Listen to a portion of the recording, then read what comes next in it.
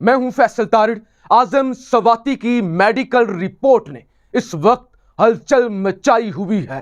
फिर बदतरीन तशद्दुद की डॉक्टर बाबर अवान की जानिब से एक वीडियो चलाई गई है और उस वीडियो के मार्केट में आने के बाद तो इस वक्त बड़े बड़ों के पैरों के नीचे से जमीन निकल चुकी है। और फिर इस मेडिकल रिपोर्ट को लेकर जिस तरह से शहबाज गिल की जानिब से रद्द अमल आया है, उसके बाद भी सवालात उठ चुके हैं। इस वक्त एक बड़ा मेला लग चुका है, सुप्रीम कोर्ट से रुजू कर लिया गया है और इमरान खान के लॉन्ग मार्च पर बड़ा हमला करने की कोशिश की जा रही है। यह वीडियो बहुत अहम है। इस वीडियो के अंदर जो चीजें मैं आपके सामने रखने जा रहा हूं, यह चीजें आपको हिला कर रख देंगी।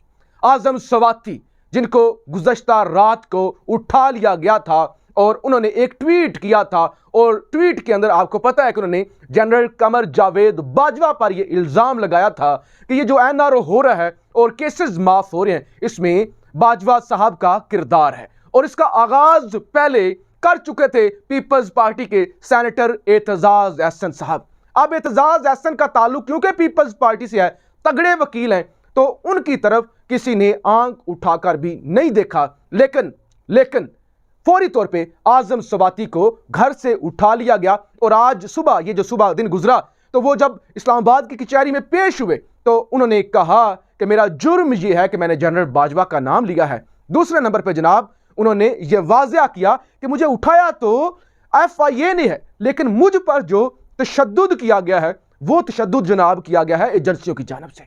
अब जब ये इतना बड़ा इल्जाम लग गया और PTI ने आज आपको दिखाया था, एहतजाज भी किया पार्लियामेंट के बाहर और वहां पे सारे सेनेटर भी पहुंचे और PTI की सीनियर क़यादत भी पहुंची, एहतजाज किया गया और फिर यह कहा गया कि क्योंकि कल 10:30 बजे सेनेट का इजलास है तो फौरी तौर पे वापस लाया जाए।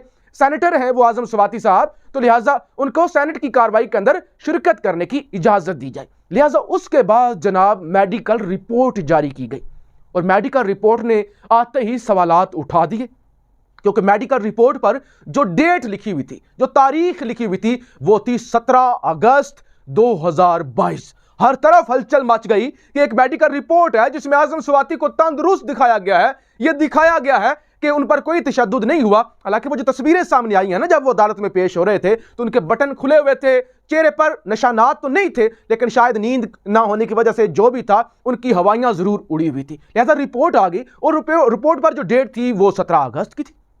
हर तरफ हलचल मच गई कि ये क्या हो गया है। आज ये जो रिपोर्ट आई है उस वक्त तो 13 अगस्त है, तो 13 अक्टूबर है, 13 अक्टूबर को 17 अगस्त कैसे हो सकता है। लिहाजा उसके फौरी बाद एक और रिपोर्ट आ गई, सेम रिपोर्ट आई, डेट तब्दील थी और 13 अक्टूबर की डेट थी और यह कहा गया कि यह क्लैरिकल मिस्टेक थी, यानी लिखने में गलती हो गई, अदरवाइज ये आज ही की रिपोर्ट है। एक बात तो ये हो गई।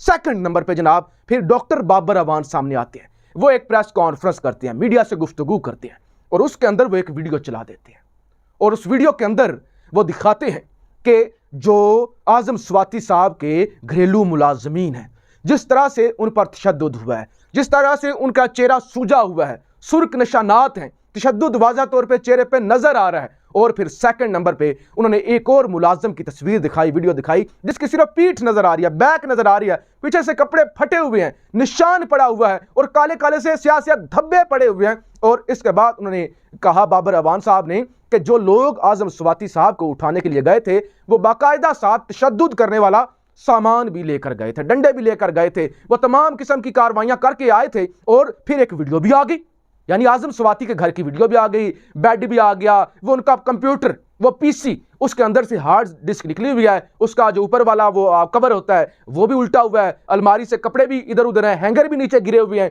सामान भी बिखरा हुआ है। तो उससे लगता है कि ये गिरफ्तारी ऐसे ही नहीं हो गई कि गए हैं और गिरफ्तार करके ले आए हैं, वहां पे कुछ ना कुछ हुआ है। और उसके बाद ये वीडियो जो बाबर अवान साहब ने पूरी कौम के सामने रखी है, उसने मजीद सवालात उठा दिए कि इतना तशद्दुद, यानी ये जो PTI का मौक़िफ़ है, PTI जो कह रही है तशद्दुद हुआ है, वो तो इस वीडियो के अंदर वाज़ेह आ गया कि चले आजम सवाती पर हुआ या नहीं हुआ वो एक अलग डिबेट है और मेडिकल रिपोर्ट सामने आ गई है, मेडिकल रिपोर्ट के मुताबिक तो नहीं हुआ, लेकिन मुलाजमीन की वीडियो तो साहब के सामने आ चुकी है कि उन पर तशद्दुद हुआ है। अब इसके बाद डॉक्टर शहबाज गिल मैदान में आते हैं, वो कहते हैं कि शुक्र करें कि ये जो मेडिकल रिपोर्ट आई है ना, इस पर जो है वो उम्र दुरुस्त लिखी हुई है, उम्र दुरुस्त लिखी हुई है, ऐसा नहीं हुआ। वरना तो ऐसा होता है कि मुआयना किसी और का होता है, यानी किसी, वो कहते हैं कि लगता है इस दफा भी मुआयना किसी और का है, रिपोर्ट किसी और की है, ऊपर नाम तब्दील किया गया है। वो कहते हैं शुक्र करें जो डेट, जो उम्र है, यानी जो आजम स्वाति साहब की एज है, तकरीबन 70 साल के करीब उनकी करीब एज होगी, वो दुरुस्त लिखी हुई है। वो कहते हैं शुक्र करें उम्र दुरुस्त लिखी हुई है, वरना तो वो कहते हैं ऐसा ही होता है हमेशा की तरह। यानी उन्होंने अपनी मिसाल दी कि मेरे साथ भी ऐसा ही हुआ था कि मेरा मुआयना नहीं किया गया था, मेरा चेकअप नहीं किया गया था, ऐसे ही रिपोर्ट बना दी और कहा कि शहबाज गिल पर तो कोई तशद्दुद नहीं हुआ, कुछ भी नहीं हुआ, ये बिल्कुल तंदुरुस्त है। उन्होंने कहते हैं अक्सर तो केसेस में ऐसा होता है कि मुआयना तो होता ही नहीं, रिपोर्ट आ जाती है, डॉक्टर्स के सिग्नेचर भी होते हैं, लेकिन वो कहते हैं इस दफा शुक्र है यानी कि उम्र जो है वो दुरुस्त लिखी गई है। फिर इसी तशद्दुद को लेकर खान साहब भी मैदान में आए और खान साहब ने एक ट्वीट किया। खान साहब ने कहा कैसे हो सकता है, ये कैसे हो सकता है एक शख्स के ट्वीट करने पर उसको इतनी सजा दी जाए, एक शख्स के ट्वीट करने पर उसको उठा लिया जाए। और फिर खान साहब ने सवाल पूछा, खान साहब ने कहा क्या तुम एक ट्वीट के बदले में तशद्दुद करके राय तब्दील कर लोगे? क्या तशद्दुद करके मार कर राय तब्दील कर सकते हो? वो कहते हैं ऐसे आप राय तब्दील नहीं कर सकते। और इस तशद्दुद और इस मुबैना बल्कि तशद्दुद के बाद और इस सारी सूरत हाल के बाद इमरान खान और पीटीआई के हलकों में गुस्सा पाया जाता है। वो कहते हैं आप मारें। आज दिन को भी जब हम मौजूद थे पार्लियामेंट के बाहर और हमारे दोस्त साजिद गोंदल साहब सेनेटर एजाज चौधरी का इंटरव्यू कर रहे थे, तो उन्होंने कहा हमें गोली मार दें, हमें गोली मार दें, यार आप हमें जो भी करना करें, लेकिन ये जो कपड़े आप उतारते हैं ना, डिसरिस्पेक्ट करते हैं, डिग्रेड करते हैं, ये आप क्यों करते हैं? आप मार दें ना, आप जो करना चाहते हैं करें, लेकिन ये ना करें। तो लिहाजा वो एक वाजिया उन्होंने कहा कि ये क्या कपड़े उतार देना, एक 70 साल बुजुर्ग के कपड़े जब उतर जाएं, उसके बाद क्या किसी की इज्जत रह गई, क्या किसी नौजवान की या किसी और की, क्या किसी को परवाह है जब 70 साल के एक बूढ़े के जो दावा करे कि मेरे कपड़े उतारे गए हैं, तो फिर उसके बाद क्या बचता है? तो खान ने यह कहा कि तशद्दुद करके राय तब्दील कर लोगे।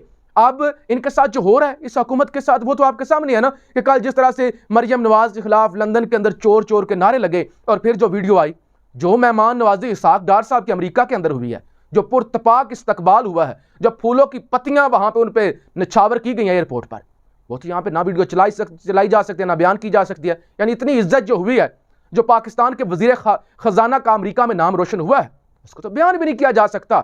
और उसके बाद अब हर मैदान से नाकाम होने वाले, रियासती मशीनरी को इस्तेमाल करके जबर करने वाले, रात के अंधेरों में यह गिरफ्तार करने वाली इंपोर्टेड हुकूमत इमरान खान से शदीद घबरा चुकी है।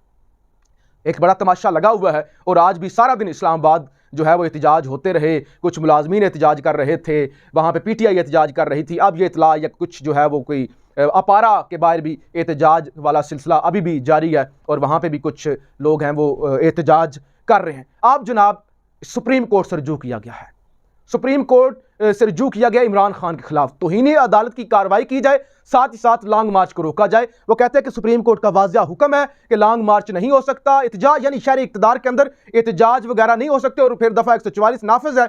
इमरान खान बार बार लॉन्ग मार्च का ऐलान कर रहे हैं, दावा कर रहे हैं कि मैं ऐलान करूंगा, लोग आएंगे, तो लिहाजा इमरान खान को रोका जाए, तौहीन अदालत लगाई जाए।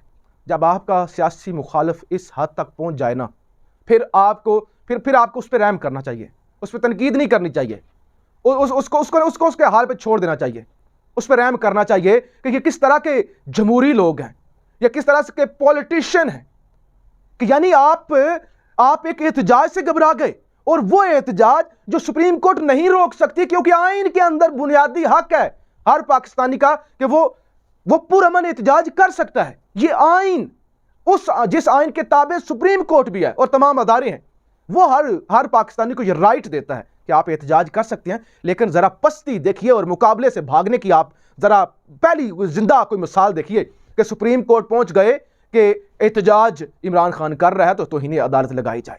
यानी और सारे केसेस हो गए ना, सारे बाकी तो किसी के अंदर नहीं कुछ बना कि साइफर चोरी हो गया, पानी की बोतलें चोरी हो गई, तो अब यही बना दो एहतजाज रोकने के लिए। हालांकि हमारे सामने यहाँ शहर इक़्तिदार के अंदर बिलावल भुट्टो साहब भी लॉन्ग मार्च लेके आए, मरियम नवाज साहिबा और उनके साथ शहबाज शरीफ साहब के साहबजादे हमजा शहबाज साहब भी यहाँ पे लॉन्ग मार्च लेके आए, एहतजाज करने के लिए आए। फजलुर रहमान साहब भी हमने देखा, वो भी यहाँ पर एहतजाज करने आए, बल्कि दूसरी दफ़ा भी वो यहाँ पे तशरीफ़ लाए। तो सारा कुछ यहाँ पे होता रहा, लेकिन ज़रा ज़हनी पस्ती और ये जमहूरी तकाज़े ज़रा और बड़ा नारा लगाती हैं कि जमहूरी लोग हैं, और पीपल्स पार्टी तो फिर जमहूरियत के सारे कॉपीराइट्स उनके पास है ना।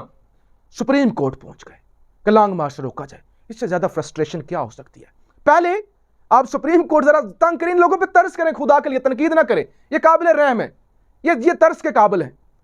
यानी पहले पहुंच गए ये इलेक्शन कमीशन के पास और हाथ बांध दिए, इलेक्शन ना करवाएं।